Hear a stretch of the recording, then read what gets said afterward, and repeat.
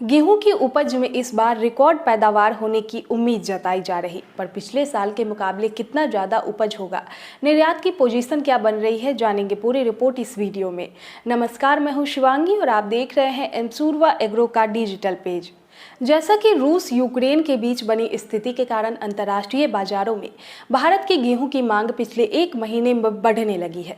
इन दोनों देशों से जितने भी गेहूं आयात करने वाले देश थे, वो अब सब भारत से गेहूं आयात करने लगे हैं। इसके लिए भारत सरकार ने उच्च स्तर पर योजना बनानी शुरू कर दी है। भारत सरकार चाहती है कि भारत गेहूं निर्यात के मामले में रूस और यूक्रेन के जितना ही आगे आए।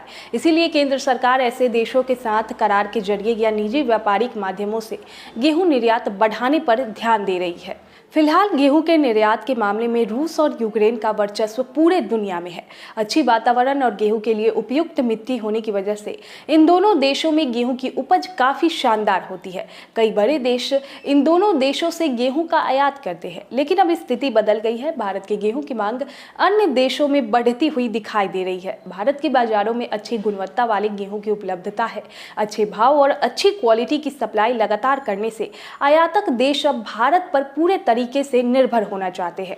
दुनिया भर में नए बाजारों तक पहुंचने में भारत तेजी से कदम उठा रहा है। भारत का गेहूं निर्यात मुख्य रूप से पड़ोसी देशों को होता है, जिसमें 2020 से 21 में मात्रा और मूल्य दोनों के लिहाज से बांग्लादेश की सबसे बड़ी हिस्सेदारी 54% से अधिक है।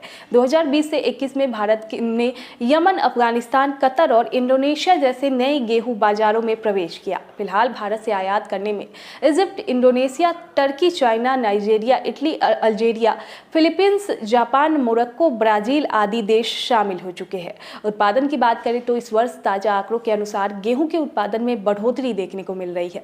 पर अगर सही मायने में देखें तो पिछले साल के उत्पादन बढ़ने से के अनुमान तो है, पर बहुत ज्यादा नहीं है। उत्पादन हमेशा रकबे को देखकर ही निकाला जाता है और जिस तरीके की डिमांड फिलहाल इंटरनेशनल मार्केट में देखने को मिल रही है, इससे यहाँ की मंडियों पर भी दबाव बनता हुआ दिख रहा है।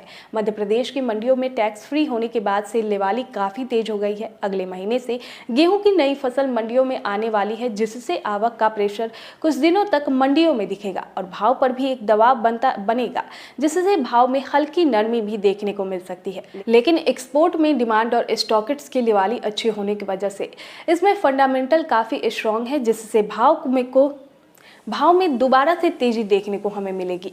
भाव की बात करें तो एक्सपोर्ट में जो गेहूं फिलहाल जारी है अच्छी क्वालिटी की, उसकी खरीदी 2300 से लेकर 2700 तक के भाव पर खरीदा जा रहा है। इस वर्ष गेहूं की न्यूनतम समर्थन मूल्य 2050 रुपए तक तय किया गया है। बाकी और कृषि से जुड़े अपडेट के लिए जुड़े रहे हमारे साथ, और साथ ही आप अब हर खबर और हर फसल की तेजी मंदी रिपोर्ट हमारे एमसूरवा एग्रो एक्सपोर्ट ऐप पर भी जान सकेंगे।